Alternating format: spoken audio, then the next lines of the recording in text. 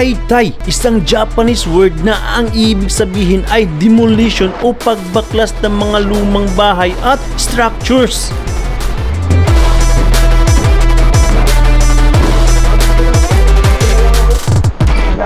Bago magkaroon ng bagong bahay, bagong building o bagong development sa isang lugar, may isang grupo muna na kailangan magtanggal ng luma.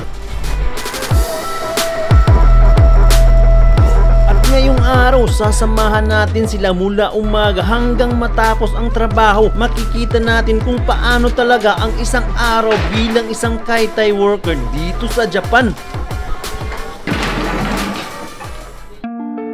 Si Kuya Arthur ang kanilang leader. Kasamahan ko siya sa simbahan. Minabuti niya na manalangin muna bago simulan ang trabaho. Unawa sa bawat isa, Panginoon, Lord God. At naniniwala kami, Panginoon, matatapos sa mga hapong ito na kami ligtas at uuwi sa aming kanya-kanyang tahanan. Amen.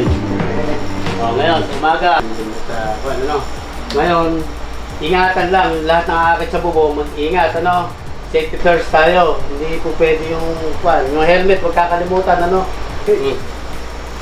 Michi, Gambaro. Gambaro.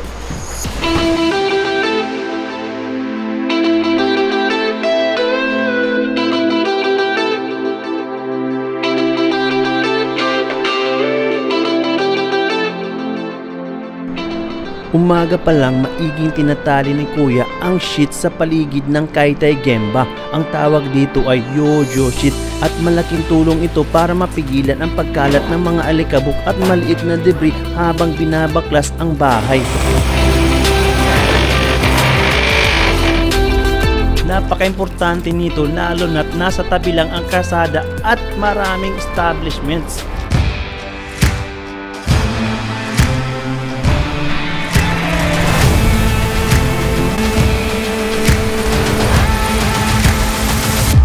Guys, sa Kaitai, hindi bastang giba ng giba ka lang. Una, kailangan nilang tingnan kung ano ang structure ng building, ano ang parte na pwedeng tanggalin, ano ang parte ang kailangan suportahan, may electrical wire ba, may tubig, may gas ba, may mga bagay ba sa loob na kailangan ilabas muna. Dito mo makikita na ang demolition hindi lang basta-basta paghampas ng martilyo. May plano, may sequence at kailangan alam ng bawat worker kung ano ang gagawin. Kasi kung magkamali ka ng isang galaw, pwede mo tong ikapahamak.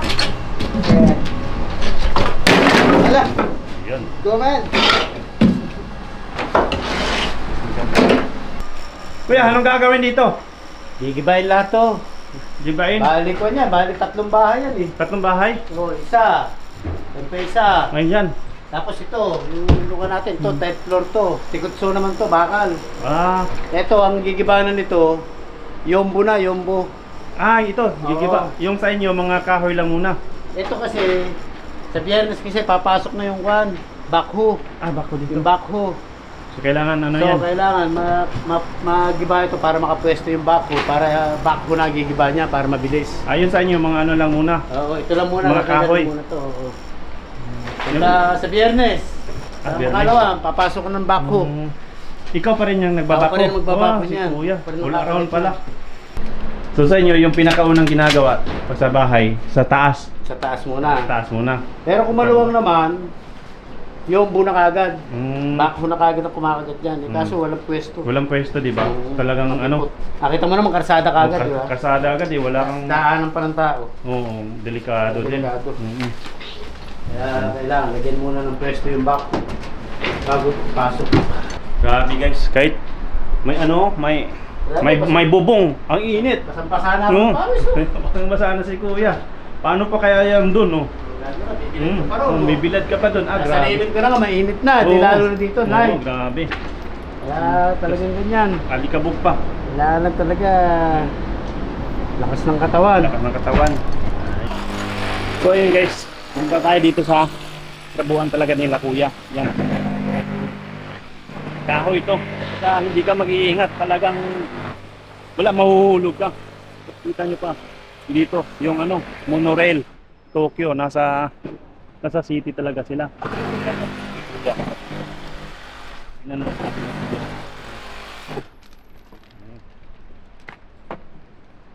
Hinuhulog pa nila yung mga kahoy doon.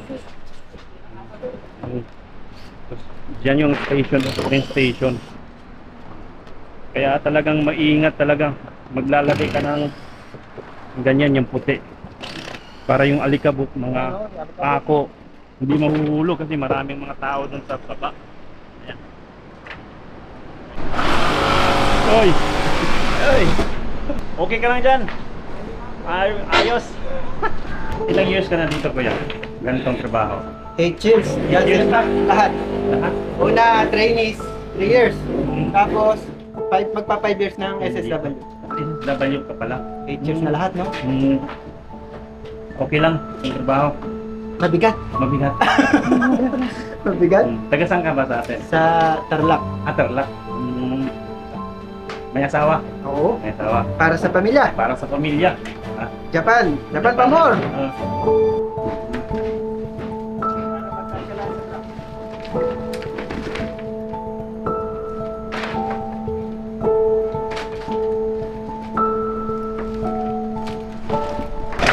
Paano yun, kuya? Sinasabihan mo lang sila na ano, pwede na maghulog. Opo. Ganyan.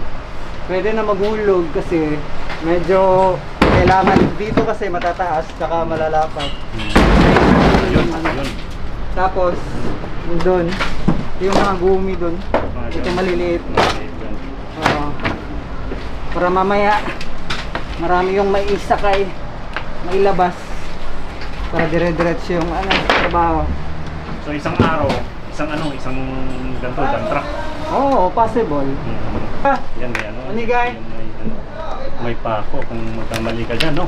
oo, marami pa ako talaga. Yan, no? Ito. Yan. Ito, malalaki talaga yan. Ang lalaki yan. Ah, Disgrasya ka talaga. Di ba?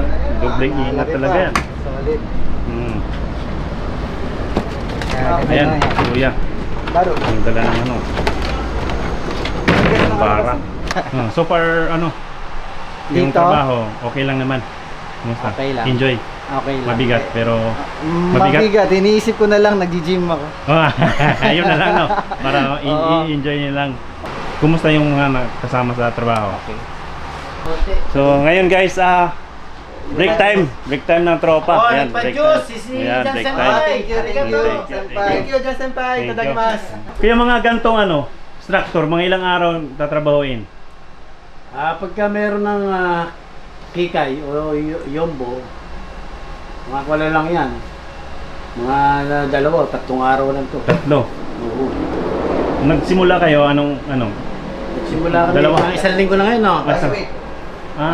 mga, 1 week na ngayon eh. mga 1 week, mga ganito. Pero ito, lahat to kailangan matapos ng 3 weeks.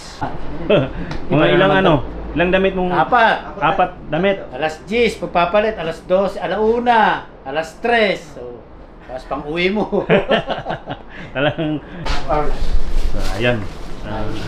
Ready na naman. Tapos na ang break time. Tapos ang break time. Yan. Okay. Ano gagawin mo ngayon, kuya? Bubutasin ko yung lalabasan ng John Senpai. Sa isang kwarto, dito na wala yung mga kahoy doon. Ibabagsak sa truck. Bubutasin mo. Oo, bubutasan ko yung kwarto. Dito. John Senpai, sige. Ano ka lang. Para dadaan dito sa atin. Dyan.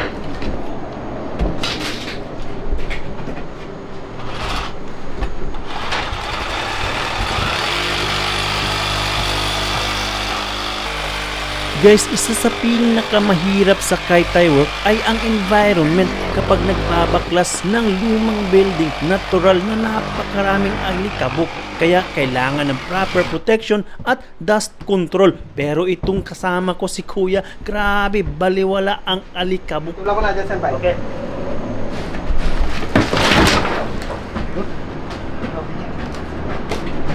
Nahulog lang. Okay ka lang? Okay na. Balik ka po. Grabe. Grabe. Grabe. Balik ka po.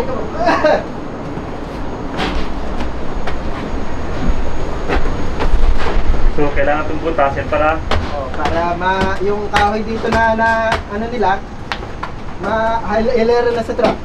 dito. Oo. Lalagay dito. Oo. Tama dyan. Sa may truck. Ayan.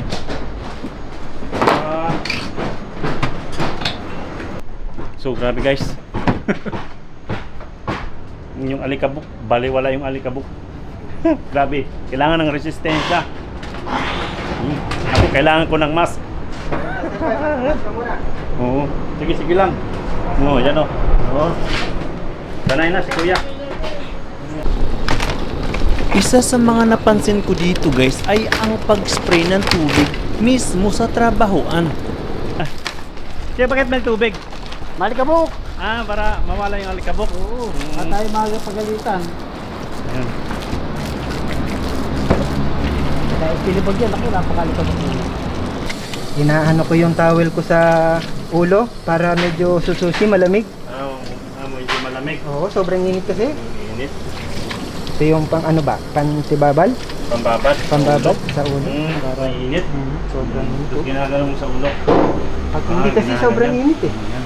Kailangan talagang gawin yan. Oo. Ginagawa mo yan araw-araw. Madalang kapag Madalang. sobrang init. Oo, init. Pag sobrang init lang. Yan. Sususi. Saka may electric fan. Yung electric fan sa loob. Ayan. Guys, sa Japan, bawat taon may mga taong namamatay dahil sa heat stroke. Kaya kailangan labanan ang init bago pa ito magiging delikado. Kaya regular na pag-inom ng tubig, pag-replenish ng electrolytes at pagpapahinga sa malamig na lugar. Ngayon guys ay binisita ng may-ari ang site at nagkaroon tayo ng chance na interviewin siya. Itatanong din natin kung pwede bang mag-hire na galing sa Pinas. Paano yung Shacho, yung galing sa Pilipinas? Hindi pwede.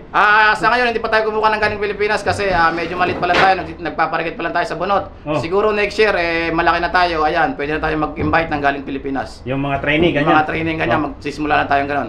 Oh. Kaya start lang kasi ng company natin ngayong February nag-start.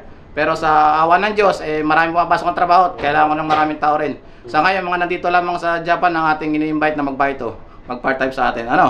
So, magkano yung per day? Ang per day natin sa 3, pagka helper lang. Pagka driver ka, 1, 5, 6. Pagka OP ka, 8 naman. Depende sa galing mo sa trabaho. Pwede petex lang. Hindi pwede. Pagka pedex, walang sweldo yun.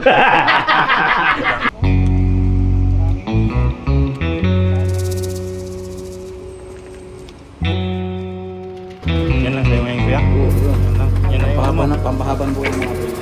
Lunch time! Guys, ito talaga ang pinaka-inaabangan ko kung ano ang kinakain nila sa lunch. Yung iba bumibili sa convenience store at yung iba naman ay nagbabaon. Syempre, Pinoy tayo, di mawawala ang sharing. Simple lang ang pagkain pero kapag galing ka sa ilang oras na work, masarap kahit simpleng ulam lang. Ito na rin yung time nila na makapagpahinga at makipagkwentuhan na din. So, ayun guys, lunch time na. Lunch time. So, dito lang kayo kumakain, sir, or Yes. nagbabaon? Dito kami sa maliit na kusina. Nagbabaon. Maliit yan. Yan. Salo-salo kami kumakain dito. Ayan. Napakasarap. Yung ating bossing to. Salo-salo. Yung bossing dito sa Japan, hindi mapagmataas. No, ano lang. Simpleng-simple lang. Larga na ulit, kuya. Kaya na naman tayo, kaya na naman. Ano yung kuya? Yung pinakamahirap na experience mo bilang kay Pinakamahirap itong paggigiba ng bahay, pag-aakyat-akyat. Ayun, Kasi nahulog na ako sa bubong. Oh? Nahulog na ako dyan, kaya sabi ko mahirap. Ano edad mo doon? Siguro mga kompa lang ako dito noon, mga 5 years. Nung 5 years pa lang. Yun yung Kasi umuulan noon, madulas, luma na yung bahay. Yun, bumaksak yung tinutungtungan ko. worst experience mo yun. Yun ang pinaka-worst. Nahulog ako, nabali ito. Nabali. Sa trabaho sa Kaytay, hindi pwedeng puro lakas at bilis lang.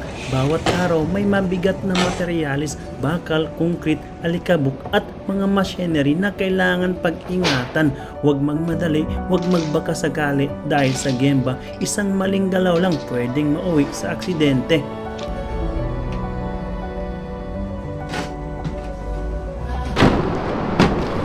Kuya, anong pinakamahirap na trabaho para sa'yo dito? Pinakamahirap? Pinakamahirap yung walang trabaho. Yung gantong trabaho sa Kaytay, Ano lang, basta para sa pamilya. para sa pamilya? Meron na po. Mira, dalawa. Ano?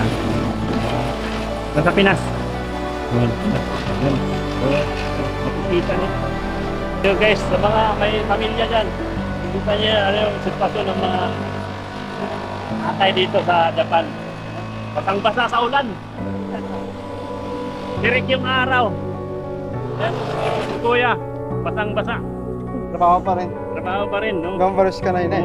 Pati yung ano niya, yung Prep. brief niya basa. Kuya, Ay, ano yung pinakamahirap sa trabahong to? Yung challenging. pinakamahirap, yung magbaklas ng bubong. Bubong sa taas. Oo, yan talaga ang pinakamahirap. Nakakatakot. Oo, kasi mga luma na kahoy, hindi mo alam kung bigla na lang mabalik tinutuntungan mo. Yeah. Patayo lang, patayo. Yeah.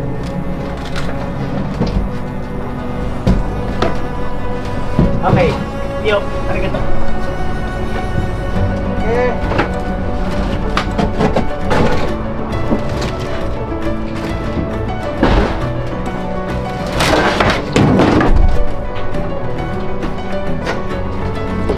So time check guys, nauna na ng hapon. Grabe ang init. So dito pa rin kami. So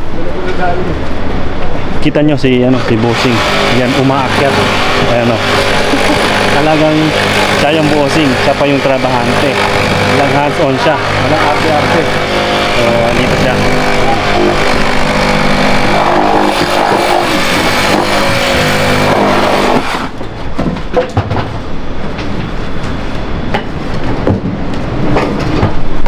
Ingat ka dyan ah.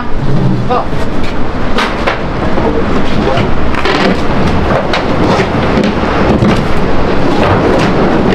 So, ngayon po ay alas 3 na ng hapon mga misis. Kaya Alas 3 na. break time po muna namin. Break time na. Kami po ay 30 minutes break. Mm. Dito po sa amin, 2:50 pa lang break time na. Break time na. Kaya bali 40 minutes ang break Good. namin. Ayos. So ano mga usually ginagawa pagka break time lang? Ano na, usap-usap. Pagka break time, nag-uusap-usap kami. Kaya kwentuhan kami. Ayan na.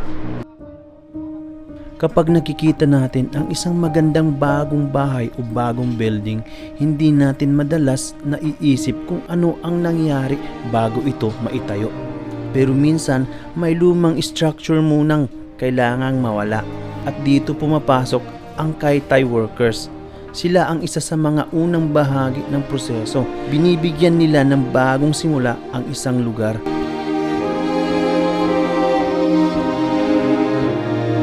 Ngayon guys, napuno na nila yung isang truck. So mayroon pang space pero sa araw na to hanggang dyan lang. So ngayon tinatali nila para hindi mahulog. Ayan. Kung hindi makakabastak sa tatalo ka lang. Tapos ikaw magtatapon yan. Ito. Sabi nila magbabayad ka daw eh. Bayad ako mga mababa naman. Baka mga isang lapad saka Mga ganyan. mga isang lapad 2,000 yan. 22,000 yen. Oo. Mga sa isang araw, nakailang biyahe ka niyan, boss? Ngayon kasi kamay pa lang. Kamay. Kaya isa pa lang. Ganyan. Kasi puro kamay matagal. Hmm. Pero pagpasok na yung buo, isang araw dalawa kaya ganyan. Ayan guys, si Kuya, alis na siya para itapon yung mga kahoy. So hanggang alas 5 lang kasi, so, kailangan niyang magmandali na.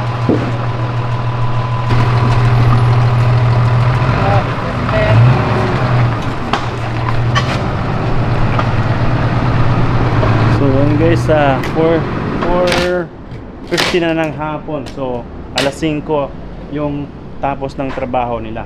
So si Kuya, andyan pa. Okay ka lang yan, Kuya? okay na, laban pa. Oo, laban pa. So kahit wala yung yung bossing, talagang continue yung kanilang trabaho. Isang mensahe lang, Kuya, sa mga gustong papasok dito. Tandaan nyo, lahat naman wala naman madaling trabaho, lahat mahirap. Pero kung ikaw may tiyaga, may nilaga. Yo. Tayo walang tinapos na pag-aaral, hindi naman tayo college graduate, kaya hindi tayo na makakapamili ng trabaho. No? Ang puhunan natin, lakas lang. Kaya siyempre, lagi tayo ingatan ng ating Panginoon Yun. sa araw-araw ng ating buhay. Isang araw, isang construction site. Minsan, pagod na ang katawan, pero kapag naisip nila ang pamilya na naghihintay sa Pilipinas, kinakaya pa rin. Bawat pawis may dahilan, bawat pagod may pangarap, at bawat araw na lumilipas may pamilyang gusto nilang mabigyan ng mas magandang buhay. Para sa pamilya. Para sa pamilya. Ganyan tayo mga Pinoy, kahit pagod, maraming pagsubok sa buhay, pero nakukuha pa rin nating ngumiti para sa pamilya. Para sa lahat ng OFW na kumakayod dito sa Japan at sa buong mundo, saludo kami sa inyo lahat. Guys, yan ang isang araw sa buhay ng isang kaitai worker dito sa Japan. Kung nagustuhan ninyo ang ganitong klaseng day in a life content, comment kayo kung anong trabaho naman ang gusto nyong sunod na sasamahan natin. Like, subscribe at samahan nyo ako ulit sa susunod nating adventure dito sa Japan. So thank you guys. God bless you.